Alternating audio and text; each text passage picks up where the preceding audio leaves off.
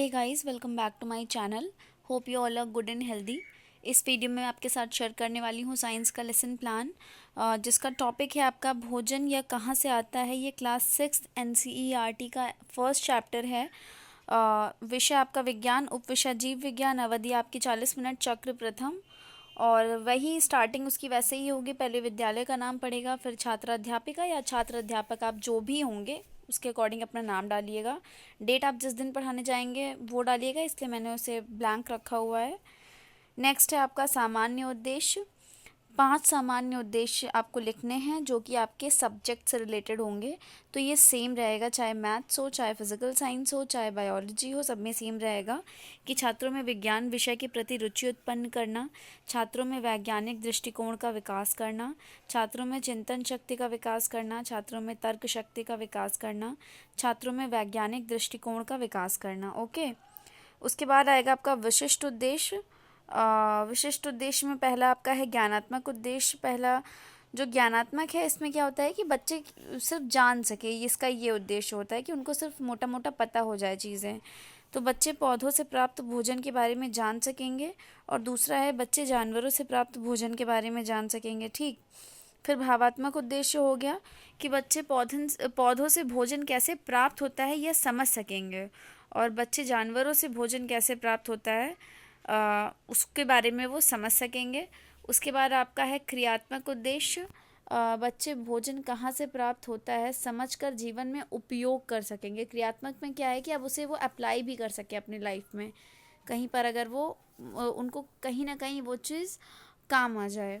उसके बाद सहायक सामग्री है, यहाँ पे मैंने लिखा नहीं है कुछ भी, आप इसमें मेंशन कर दीजिएगा जो भी चीज़ आप लेकर जाते हो, लाइक चार्ट पेपर या फिर आप कोई मॉडल बनाकर लेकर जाते हो तो आप उसे यहाँ पर मेंशन कर लीजिएगा अपने अकॉर्डिंग। फिर पूर्व ज्ञान लिखा जाएगा कि बच्चे भोजन के बारे में सामान्य जानकारी रखते हैं। प्रस्तावना प्रश्न से पहले हम पूर्व ज्ञान लिखते हैं पूर्व ज्ञान। इस बेसिस पर ही पूर्व ज्ञान का मतलब होता है कि पूर्व ज्ञान के बेसिस पे ही हमने कुछ ना कुछ तो सोच के ही क्वेश्चंस जो फ्रेम किए होंगे कि बच्चों को इतना तो पता ही होगा, तभी हम उन्हें अपने प्रकरण तक लेकर जाएंगे। ठीक है, तो प्रस्तावना प्रश्न। अच्छा, कुछ लोग का कमेंट था कि मैं 4 क्वेश्चन लिया करूं एटलीस्ट प्रस्तावना प्रश्न में, तो आज मैंने 4 क्वेश्चन बनाए हैं। पहला है बच्चों आपको खाने में क्या क्या पसंद है, तो बच्चे अपना अलग अलग आंसर करेंगे। उसके बाद आप उनसे पूछोगे खाने की ये चीज़ें किससे बनी होती हैं, तो बच्चे बताएंगे अलग अलग पदार्थों से, अलग अलग चीज़ों से, वो कुछ भी बता सकते हैं। फिर आप कहोगे उनसे इन अलग अलग पदार्थों को हम संयुक्त रूप से क्या कहते हैं, तो हो सकता है शायद वो यहाँ फंसें, अदरवाइज आई थिंक उन्हें पता होगा कि इंग्रेडिएंट संगठक कहते हैं। फिर संगठक हमें कहाँ से प्राप्त होते हैं, तो ये समस्यात्मक हो जाएगा। और यहीं से आपका जो प्रकरण है भोजन या कहाँ से प्राप्त होता है, या कहाँ से प्राप्त होता है, या फिर आई गेस यह कहाँ से आता है, तो ये आपका जो टॉपिक है वो यहीं से निकल के आएगा। और यहीं से आपका जो उद्देश्य कथन है वो लिखा जाएगा कि बच्चों आज हम भोजन या कहाँ से प्राप्त होता है या फिर ये कहाँ से आता है इसके बारे में विस्तृत रूप से अध्ययन करेंगे। उसके बाद आपका क्या होगा, प्रस्तुतिकरण। प्रस्तुतिकरण में सबसे पहले शिक्षण बिंदु होगा, छात्र अध्यापिका, कथन क्रिया, छात्र छात्रा अनुक्रिया, श्याम पट्टकार और शिक्षण विधियाँ। तो 5 कॉलम बनेंगे। शिक्षण बिंदु कम से कम में 3 होनी चाहिए, मैक्सिमम में आप 5 रख सकते हो। और शिक्षण बिंदु तक पहुंचने के लिए भी पहले आप विकासात्मक प्रश्न बच्चों से पूछोगे।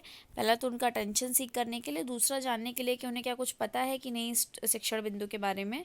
तो पहला प्रश्न है कि बच्चों फल और सब्जी कहाँ से प्राप्त होती हैं, तो बच्चे बताएंगे पेड़ पौधों से। फिर आप उनसे पूछोगे कि बच्चों पेड़ पौधों के किस भाग से हम भोजन प्राप्त करते हैं, किन किन भागों से आप यहाँ पर कर सकते हो, तो ये समस्यात्मक हो जाएगा, वो बता नहीं पाएंगे।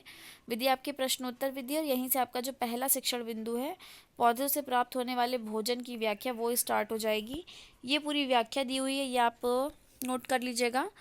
उसके साथ आप उस टाइम आप जो है आपका छात्र छात्रा अनुक्रिया में आपका रहेगा छात्र ध्यानपूर्वक सुनते हैं। विधि आपकी स्पष्टीकरण विधि चल रही है क्योंकि आप चीज़ों को स्पष्ट कर रहे हो। आई होप कि आपने स्क्रीनशॉट ले लिया होगा। इसके बाद आप बोध प्रश्न पूछोगे जानने के लिए कि बच्चों को समझ में आया या नहीं आया जो चीज़ें आपने बताई। तो पहला रहेगा इसमें क्वेश्चन कि तने से प्राप्त होने वाले संगठक का नाम बताइए, बच्चे बताएंगे। दूसरा है जड़ से प्राप्त होने वाले संगठक का नाम बताइए। अगर बच्चे बता लेते हैं देन वेरी गुड, अगर वो नहीं बता पाते हैं इसका मतलब ये है कि उनको जो आपका जो पहला शिक्षण बिंदु था वो समझ में नहीं आया, कहीं ना कहीं कमी रह गई आपके एक्सप्लेनेशन में, ठीक है। क्योंकि हम कभी भी बच्चों को दोष नहीं देते हैं, कहीं ना कहीं गलती आपसे ही हुई होगी, तो आपको दोबारा से एक्सप्लेन करना होगा। विधि आपकी प्रश्नोत्तर विधि चल रही होगी। इसके बाद आपका दूसरा शिक्षण बिंदु स्टार्ट हो जाएगा विकासात्मक प्रश्न के साथ। पहला प्रश्न है, क्या अलग अलग संगठक पौधों के अलग अलग भाग से प्राप्त होते हैं? हाँ। फिर दूसरा प्रश्न है, क्या जानवरों द्वारा भी संगठक की प्राप्ति होती है? तो ये समस्यात्मक होगा। आई गेस, मुझे ऐसा लगता है कि शायद इस क्वेश्चन का वो आंसर कर लें कि हाँ प्राप्ति होती है। तो आप नीचे क्वेश्चन बढ़ा सकते हो कि किस तरह के संगठकों की प्राप्ति होती है जानवरों से। तो उस केस में आप क्या कर सकते हो, ये जो दूसरा क्वेश्चन है इसको आप फर्स्ट क्वेश्चन बना लीजिएगा और पहला वाला इसमें से हटा दीजिएगा, ये पौधों वाला। ओके। विधि आपकी प्रश्नोत्तर विधि चल रही है, तो यहीं से आपका दूसरा शिक्षण बिंदु जानवरों से प्राप्त होने वाले संगठकों की व्याख्या वो स्टार्ट हो जाएगा। ये पूरा स्पष्टीकरण दिया हुआ है आपका, आप इसको पढ़ लीजिएगा अच्छे से। छात्र क्या करेंगे इस टाइम, ध्यानपूर्वक देखेंगे और सुनेंगे। आप इस तरीके से चार्ट पेपर में बनाकर भी ला सकते हो, अलग अलग स्रोत कौन कौन से आप दिखा सकते हो उनको। गाय की फोटो, मतलब जो काऊ है उसकी फ़ोटो दिखा सकते हो, और गोट की फ़ोटो आप उन्हें दिखा सकते हो कि देखो ये इससे हमें मिल्क मिलता है, और इस तरीके से। या फिर आप चार्ट पेपर पर बनाकर ड्रॉ करके ला सकते हो। विधि आपकी स्पष्टीकरण विधि है। अगर आप कुछ ड्रॉ करके लेके जा रहे हैं देन प्रदर्शन विधि भी लिख सकते हैं, ठीक है। उसके बाद आप क्या करोगे, बोध प्रश्न लिखोगे। अंडे किसका मुख्य स्रोत है? बच्चे बताएंगे प्रोटीन का। और दूसरा, शहद हमें किससे प्राप्त होता है? तो बच्चे बताएंगे मधुमक्खियों से। विधि कौन सी चल रही है? प्रश्नोत्तर विधि। इसके बाद आपका तीसरा शिक्षण बिंदु स्टार्ट हो जाएगा। तो पहला प्रश्न है, क्या अलग अलग तरह के जानवर अलग अलग तरह के भोजन को खाते हैं? तो बच्चे बताएंगे हाँ, नहीं, कुछ बताएंगे वो। फिर आप उनसे पूछेगा भोजन के आधार पर जानवरों का विभाजन कितने प्रकार में किया जा सकता है? तो ये समस्यात्मक होगा। विधि आपकी प्रश्नोत्तर विधि चल रही है। तो यहीं से आपका जो तीसरा शिक्षण बिंदु है, भोजन के आधार पर जानवरों के प्रकारों की व्याख्या, वो स्टार्ट हो जाएगा। ये आपका पूरा स्पष्टीकरण है। और बच्चे क्या करेंगे इस टाइम पर, ध्यानपूर्वक सुनेंगे और देखेंगे। और इस तरीके से आप ड्रॉ भी मतलब कर सकते हो जानवरों के प्रकार, शाकाहारी, मांसाहारी, सर्वाहारी। विधि आपकी स्पष्टीकरण विधि है। आप इसका स्क्रीनशॉट ले लीजिए, देन मैं नेक्स्ट आपको दिखाऊं क्या लिखना है। यस। उसके बाद आप बोध प्रश्न पूछोगे जानने के लिए कि बच्चों को समझ में आया कि नहीं। तो दो प्रश्न है, पौधों को खाने वाले जानवरों को क्या कहते हैं? बच्चे बता देंगे देन वेरी गुड, नहीं बताएंगे तो आप दोबारा एक्सप्लेन करोगे। दूसरा है, सर्वाहारी के उदाहरण बताइए, तो बच्चे बताएंगे। विधि आपकी प्रश्नोत्तर विधि है। फिर लास्ट के 10 मिनट जब बचेंगे आपके पास, तो आपको क्या करना है, उन 10 मिनट में पहले आपको मूल्यांकन प्रश्न पूछने हैं। जो मूल्यांकन प्रश्न होंगे आपके, वो कम से कम में 5 होने चाहिए, क्योंकि वो पूरे लेसन प्लान को कवर करें। एटलीस्ट ऐसा क्वेश्चन हो उसमें। और एमसीक्यू टाइप क्वेश्चन होने चाहिए, ताकि बहुत ज़्यादा टाइम ना लगे पूछने में, आप जान भी लो कि उनको पूरा लेसन प्लान समझ में आया या नहीं आया।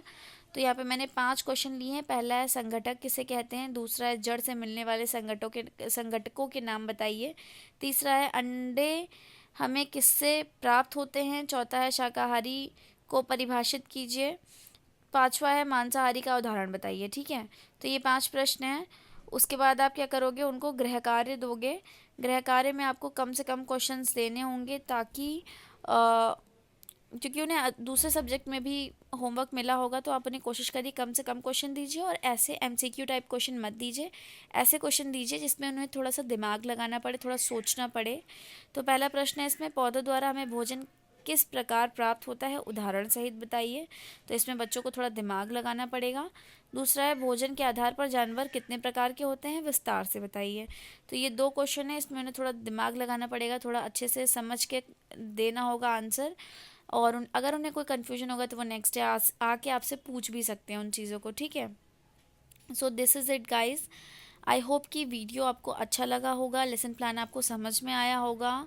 Thank you for watching. Don't forget to subscribe my channel and like the video, because your subscription means a lot to me guys. Thank you.